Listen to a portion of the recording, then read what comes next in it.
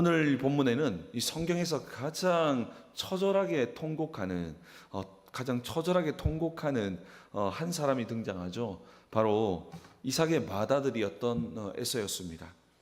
그는 동생 야곱에게 축복을 빼앗긴 사실, 자기가 당연히 받을 거라고 생각했던 축복을 이 야곱이 빼앗아갔다는 사실을 알고 난 후에 아버지 앞에서 방이 떠나가라 크게 소리 질러서 웁니다. 아버지여, 내게 축복하소서, 내게도 축복해 달라고. 우는 그 방향은 딱 하나였습니다. 하나님이 아니라 아버지, 내게 축복을 달라고. 이렇게 어린아이처럼 이렇게 울고 있습니다. 이 에서의 이 눈물을 한번 생각해 봅시다. 정말 이 에서의 눈물은 겉으로 볼 때는 너무나 간절했고 지켜보는 사람의 마음을 아프게 만듭니다. 그러나 성경은 이 에서의 눈물을 향해서 아주 냉정한 평가를 내리고 있습니다. 겉으로 볼 때는 사실 에서가 받아야 할 축복이고 또 에서가 정말 사모했던 축복이었는데 야곱이 빼앗아 갔으니 얼마나 화가 나고 또 억울하고 또 그렇게 마음이 무너졌겠습니까? 그러니까 그를 향해서, 정말 이 일을 향해서, 야곱을 향해서 내게 축복해 달라고 간절히 눈물을 흘렸습니다. 그런데 이 에서의 눈물을 성경은 평가하고 있습니다. 히브리서 기자는 이 에서의 눈물을 아주 냉정하게 평가하는데요. 히브리서 12장 17절에 이렇게 말씀합니다. 너희가 아는 바와 같이 그가 그 후에 축복을 이어받으려고 눈물을 흘리며 구하되 버림바가 되어 회개할 기회를 얻지 못하였느니라. 이 눈물이 볼 때 되게 애절하고 되게 간절했지만 하나님의 마음에 닿지 않았고, 도리어 이 눈물은 그냥 눈물에 불과했고 결국 그 눈물은 회개로 이루지 못했다. 아쉬운 것은 회개로 이어지지 못했다. 그러니까 이 정말 축복을 받으려는 마음은 있었는데 그는 정말로 회개에 이르지 못하게 됐다라고 말하면서 이것이 버림받은 자의 모습이다라고 말씀하고 있는 것입니다. 에서의 눈물 속에는 축복에 대한 간절한 열망이 있었고 원망도 있었고 다 있었지만 하나님과의 관계가 빠져 있었다는 것입니다. 그는 하나님의 언약을 가볍게 여겼던 자신의 영적인 연약함, 영적인 죄를 돌아보기보다 당장 내 손에 사라진 축복과 이 기득권을 아쉬워하며 서글프게 울었던 것입니다. 오늘날 살아가는 우리도 정말 주님 앞에 때로는 울어야 할 일들이 참 많습니다. 그래서 우리가 기도하며 눈물을 흘릴 때가 참 많다라는 것이죠. 때로는 우리의 삶이 풀려지지 않을 때에, 또한 생각지도 못했던 그런 사건들과 어려움 속에 우리는 쉽게 실패감을 느끼고 낙심할 때가 있습니다. 그럴 때면 우리는 주님 앞에 나아가서 눈물을 쏟아내며 또한 하나님께 기도할 때가 있습니다. 그런데 오늘 이 성경은 눈물을 흘리는 그 감정적인 요소도 중요하지만 성경은 눈물을 흘리는 이 눈물의 방향을 매우 주목하고 있다는 것입니다. 성경은 눈물의 양보다 얼마나 간절했냐, 얼마나 슬퍼하냐 보다 눈물의 방향, 왜 울고 있냐라고를 보고 주목하고 있다는 것입니다. 지금 우리의 눈물이 단지 세상에 힘들고 지쳐서 서러워서 우는 후회의 눈물인지, 아니면 십자가 앞에서 내 연약함을 온전히 내려놓고 주님의 은혜를 구하는 회개의 눈물인지를 묻고 있다는 것입니다. 회개의 눈물에는 하나님이 역사함을 통해서 하나님의 은혜와 긍휼이 임하지만, 후회의 눈물은 자기 연민, 그냥 내가 너무 불쌍해 보이는 거예요. 자기 연민에 불과하다는 것입니다. 이 시간에 우리는 이 에서의 모습을 거울 삼아서 후회의 눈물을 넘어서 회개의 눈물로 나아가는 우리 모두 되기를 주님의 이름으로 축복합니다.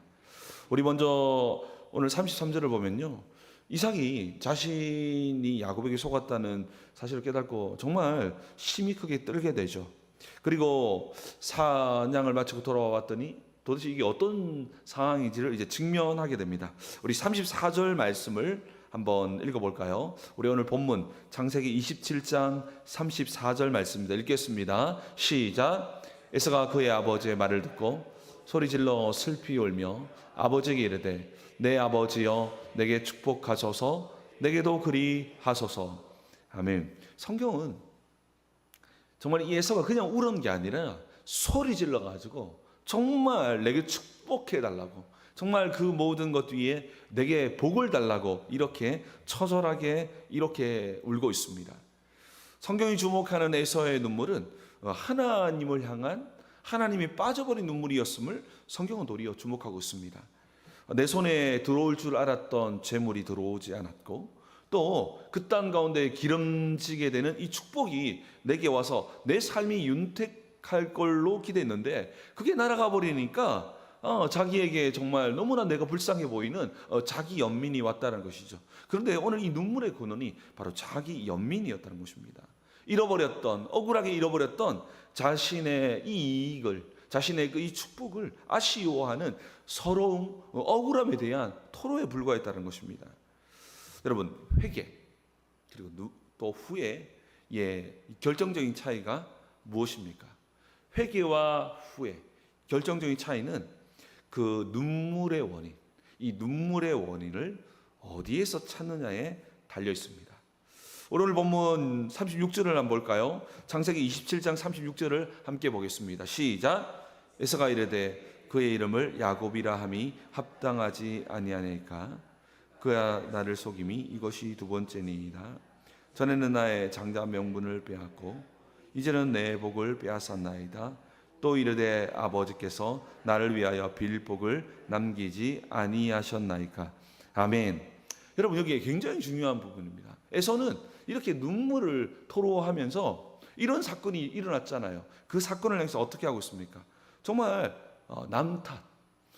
심지어 어디까지 갑니까? 야곱의 이름이 약간 사기꾼, 속이는 자라는 그런 의미거든요. 이제 본질적으로 가서 야곱의 그런 근본적인 어떤 인격까지도 공격하면서 정말 야곱이 나를 속인 건 두 번째라고, 그리고 야곱은 정말 사기꾼 아니냐고라고 말하고 있습니다. 나의 장자 명분을 빼앗았고 내 복을 빼앗았나이다. 정말 여러분, 이 이야기가 들어보세요. 얼마나 논리적이고 얼마나 맞는 이야기입니까? 이게 틀린 이야기가 아니에요.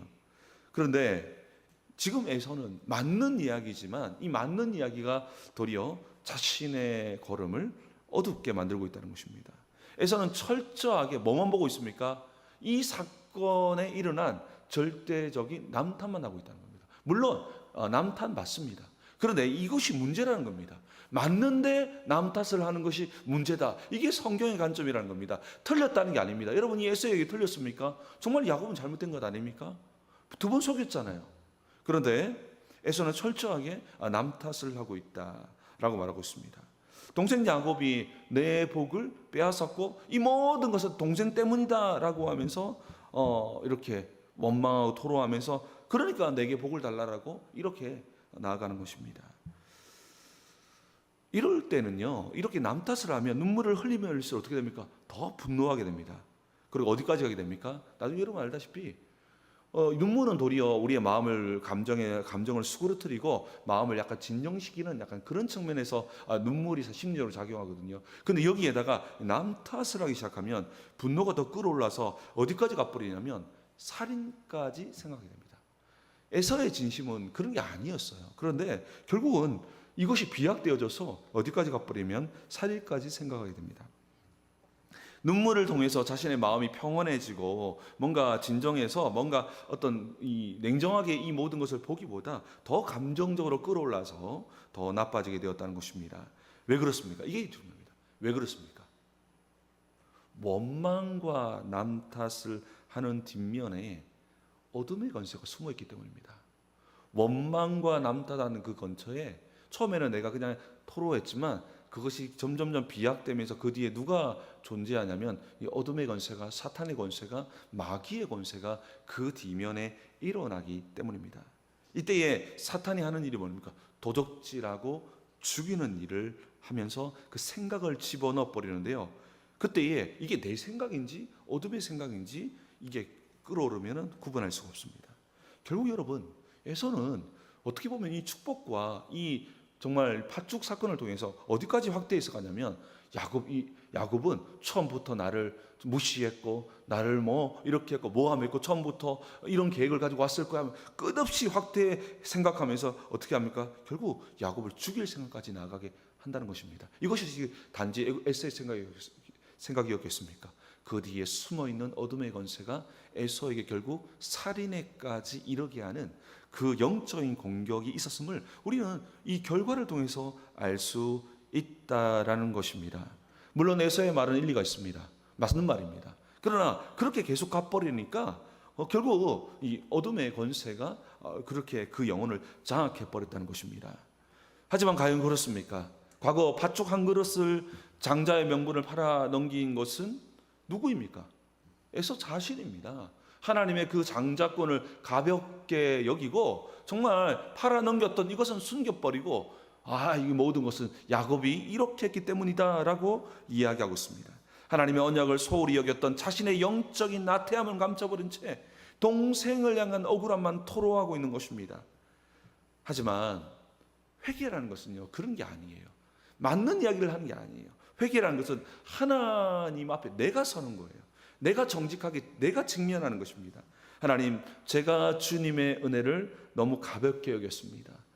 하나님, 내가 너무 억울하지만 그 이면에 하나님, 내가 이 하나님의 언약을 너무나 가볍게 여겼고 내가 너무나 영적으로 나태했기 때문에 이러한 일들이 일어났습니다라고 하면서 가슴을 치면서 나의 모습을 돌아보는 것입니다.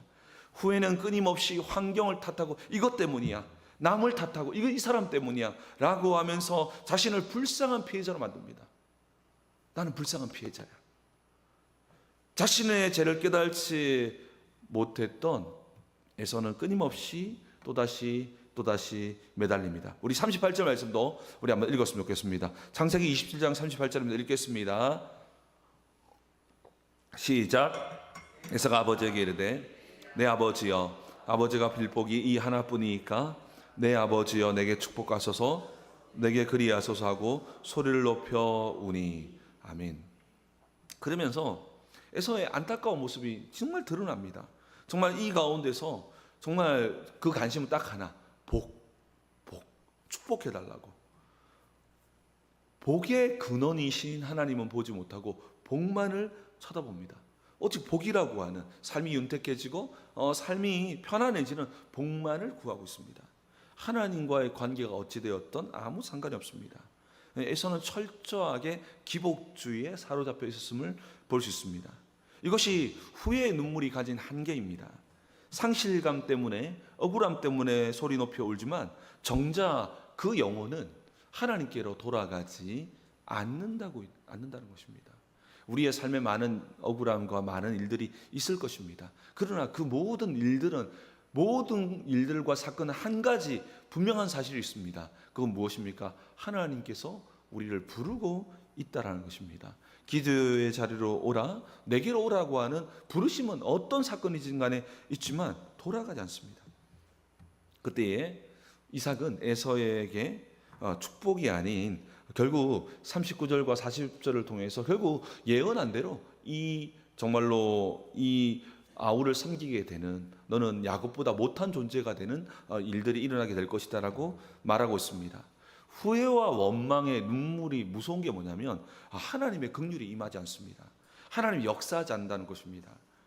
더 무서운 것은 이 후회의 눈물이 맺는 열매입니다. 우리 41절 말씀 한번 볼까요? 창세기 27장 41절 말씀 읽겠습니다. 시작. 그의 아버지가 야곱에게 축복한 그 축복으로 말미암아 에서가 야곱을 미워하여 심중에 이르기를 아버지를 곡할 때가 가까웠은즉 내가 내 아우 야곱을 죽이리라 하였더니. 아멘. 이게 야곱을 죽일 일은 사실 아니거든요. 면밀하게 분석해 보면 야곱도 좀 부족해가지고 그럴 수 있다라고 생각할 수 있는 부분들이거든요. 어디까지 갑니까? 살인에까지 이르게 되는 것이죠. 눈물이 정말 통곡을 하고 정말 했던 그 뒤에 남은 것은 분노와 살기였습니다. 무엇을 말합니까? 후회와 원망의 그냥 후회의 눈물에는 영적인 힘이 없기 때문에 그 사이에 누가 공격한다는 것이죠? 악한 영들이 공격한다는 것이죠. 나중에는 내 생각인지 사탄의 생각인지를 분별하지도 못해요. 여러분, 가룟 유다가 처음에 넘어질 때도 예수를 팔려는 생각을 누가 넣었습니까? 사탄이 넣었다라고 성경이 기록하고 있습니다. 그리고 예수를 판 후에도 어떻게 생각합니까? 후에 눈물을 흘려요. 가룟 유다가요. 실제 마음은 그게 아니었거든요. 내가 예수에 대한 불만은 있었지만 예수님이 그렇게 되기까지 원하진 않았거든요. 그러니까 예수님이 이거 팔려가는 모습을 보면서 이 가룟 유다는 어떻게 합니까? 후에 눈물을 흘립니다. 근데 어떻게 됩니까? 거기에서 회개로 나아가지 못합니다. 그 안에 하나님이 들어갔다면 다른 결과를 초래했지만 그때 누가 등장합니까? 그래 나는 소망이 없어 하면서 자기를 끊임없이 비약하고 공격하게 함으로써 결국 사탄이 어둠의 권세가 자기 자신을 죽이는 그런 자살에까지 이르게 하는 것을 보게 된다는 것입니다. 그렇게 무력하게 사랑하는 동생의 그 마음을 확대 해석해서 죽이려는 마음까지 품게 되는 장면이라는 것입니다. 사랑하는 성도 여러분, 참된 회개의 눈물은 우리를 생명과 은혜로 이끌며 도리어 하나님과의 그 놀라운 관계를 회복해서 다시 그 복의 자리로 이끈다는 것입니다. 그 십자가의 경륜을 경험함으로써 도리어 그 자리에서, 회개의 자리에서 예수의 마음을 가지면서 억지로가 아니라 저절로 형제를 용서하고 화해할 수 있는 힘과 능력을 공급받음을 통해서 그 속에서 더 큰 은혜와 복이 임하게 되는 것입니다. 하지만 은혜가 빠져버린, 하나님이 빠져버린 후회와 자기 연민은 분노를 낳게 만들고 관계를 파괴하고 영적인 죽음을 향하게 임하게 하는 어둠의 권세에 사로잡히는 것을 보게 됩니다. 에서의 이 눈물은요, 동생을 향한 살인으로 변질되었고요. 이로 인해서 이삭의 가정에 엄청난 고통을 안게 되고 결국 야곱을 하란으로 떠나 보내게 됩니다. 오늘 본문은 우리에게 명확한 진리를 보여줍니다. 후회와 회개의 결정적인 차이는 문제의 원인을 누구에게 두느냐는 겁니다. 나에게 두느냐, 남에게 두느냐. 본문의 에서를 보십시오. 그는 자기의 영적인 가벼움과 불신앙은 전혀 보지 않습니다. 오직 동생 야곱과 환경 탓만 하는 것입니다. 그 결과는 참담한 분노 속에서 파괴적인 살기뿐입니다.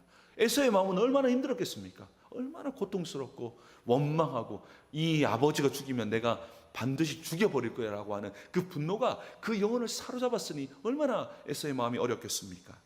문제의 원인을 남과 주변에 두는 것은 결국 사탄의 통로를 내어주는 것입니다. 사탄에게 문을 열어주면서 들어오십시오라고 하면서 영접하는 것과 다름이 없다는 것입니다. 반면에 참된 회개는요, 남을 향하던 그 손가락을 자기 자신에게 향하게 합니다. 세상과 타인을 원망하는데 에너지를 낭비하지 않는다는 것입니다. 도리어 내 자신을 하나님 앞에 정직하게 세우고 나를 바꾸는데 모든 영적인 에너지를 쏟아내는 것입니다. 그런데 놀라운 사실은 회개는 바로 하나님이 역사하시는, 하나님이 축복하시는, 하나님께서 회복케 하시는 통로가 됨을 믿으시기 바랍니다.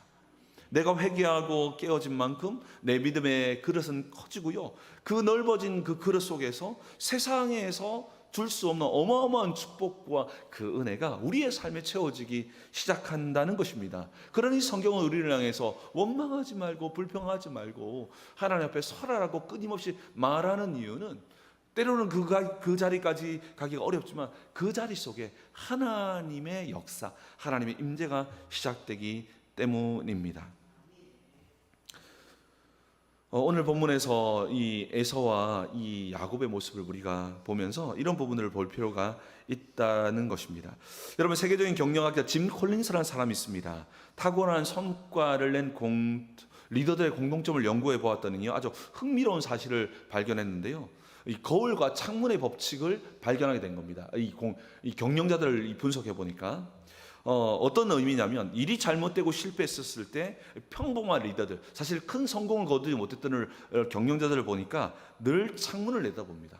무슨 말입니까? 외부 환경을 탓하고 남을 원망하고 병명거리를 찾는답니다. 시장이 안 좋아서, 직원들이 나태해서, 직원들 때문에 직원들이 좋지 않아서, 이것은 전형적인 후회의 모습으로 창문을 통해서 밖을 보았다는 겁니다. 그런데 위기를 돌파하고 정말로 성공한 경영자들을 보았더니 창문이 아니라 거울을 들여다보았다는 것입니다. 내가 무엇을 놓쳤는가? 내 안에 어떤 문제가 있었는가? 자신을 먼저 살피고 이 모든 어려움을 찾아왔던 이 모든 것을 통해서 회사의 체질을 바꾸어 버렸다는 것입니다. 결국 여러분 예상하다시피 이러한 것들이 성공을 이루게 되었다고 말하고 있습니다. 사랑하는 성도 여러분, 이런 부분들은 영적인 원리도 마찬가지입니다. 우리는 창문을 통해서 남을 볼 것이 아니라 거울을 통해서, 말씀의 거울, 기도의 거울, 성령의 거울을 통해서 우리 자신을 봄으로써 이 모든 것들 위해 정말 우리 자신을 바꾸어 나가는 회개의 이름을 통해서 이 놀라운 어려움과 환난들이 도리어 우리를 성숙케 하며 우리의 삶을 하나님과 더 가까워지게 함을 통해서 하나님의 큰 복이 임하는 축복의 통로가 되기를 주님의 이름으로 축복합니다. 우리 함께 기도하기를 원합니다. 우리 기도할 때 우리가 살아가다 보면 어려운 일도 많이 있습니다. 그리고 우리 안에는 맞는 이야기, 논리적인 이야기 가지고 어둠의 권세가 우리의 마음을 자극합니다. 그럴 때 우리는 정말로 영적인 공격을 해야, 영적인 싸움을 해야 합니다. 사탄아, 예수 이름으로 떠나가라 선포하면서 우리는 우리 자신이 하나님 앞에 서야 하는 모습으로 나가야 한다는 것입니다. 하나님 아버지, 오늘 이 시간에 우리 안에 거하는 모든 원망하고 남 탓하고 이 모든 체질에서 오늘 정말로 우리의 체질이 회개의 체질로 변화되게 도와주셔서 어떤 사건과 환경 앞에서도 내가 하나님 앞에서 온전히 세워져 있는지, 내가 주님 앞에 어떻게 서 있는지를 항상 바라봄으로써 나를 바꾸어 나감을 통해서 하나님의 큰 복이 임하는, 축복의 통로가 임하는 우리의 삶 되게 도와달라고, 역사해 달라고 우리 말씀을 기억하면서 주여 한번 부르신 후에 기도한 후에 자유롭게 기도합니다. 기도하겠습니다. 주여.